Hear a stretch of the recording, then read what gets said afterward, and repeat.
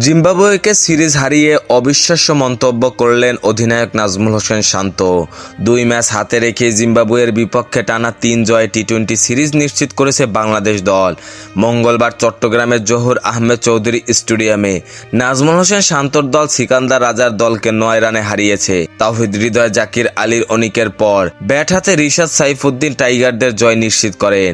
ব্যাটিংয়ে সন্তুষ্টি হলেও বোলিংয়ে কিছুটা দুঃখ প্রকাশ করেছেন টাইগার অধিনায়ক নাজমুল হোসেন শান্ত। চলতি সিরিজে প্রথমবারের মতো প্রথমে ব্যাট করে বাংলাদেশ নির্ধারিত 20 ওভার শেষে 5 উইকেটে 165 রান সংগ্রহ করে। তাওহিদ হৃদয় দলীয় সর্বোচ্চ 57 রান এবং জাকির আলী অনিক 44 রান করেন। 166 রানের টার্গেটে ব্যাট করতে নেমে শুরু থেকেই চাপে ছিলেন জিম্বাবুয়ের ব্যাটসম্যানরা। শেষ পর্যন্ত জোনাথ ক্যাপেবলের 21 রান এবং ফারাজ আকরামের 34 রানের সুবাদে জিম্বাবুয়ে ভালো করলেও জয় নিশ্চিত করতে পারেনি।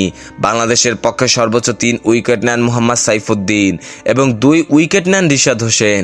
সিরিজ জয়ের পর অফিসিয়াল ব্রডকাস্টকে দেওয়া সাক্ষাৎকারে অধিনায়ক নাজমুল হোসেন শান্ত বলেন, সবাই যেভাবে পারফর্ম করেছে তাতে আমি খুশি। তারা সবাই নিজেদের প্রমাণ করেছে, বিশেষ করে তাওহিদ হৃদয় এবং জাকির আলী অনিক।